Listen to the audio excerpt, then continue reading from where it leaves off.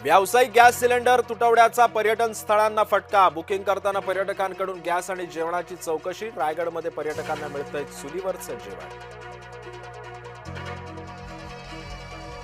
डिझेलच्या तुटवड्यामुळे रायगडामधील मासेमारी व्यवसाय ठप्प। डिझेल नसल्यानं होड्या किनाऱ्यावर।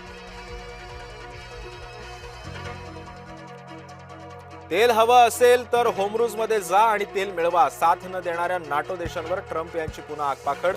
होमरूजमध्ये होणाऱ्या घडामोडींशी आमचं देणं घेणं नाही, असंही केलं विधान।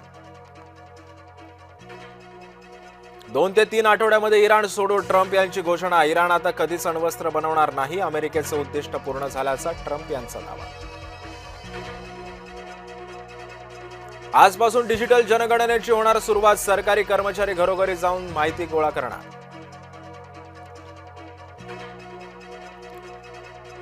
लेफ्टनंट जनरल धीरज सेठ यांची लष्कराच्या उपप्रमुखपदी नियुक्ती। लष्कराच्या दक्षिण मुख्यालयाचे प्रमुख होते लेफ्टनंट जनरल धीरज सेठ।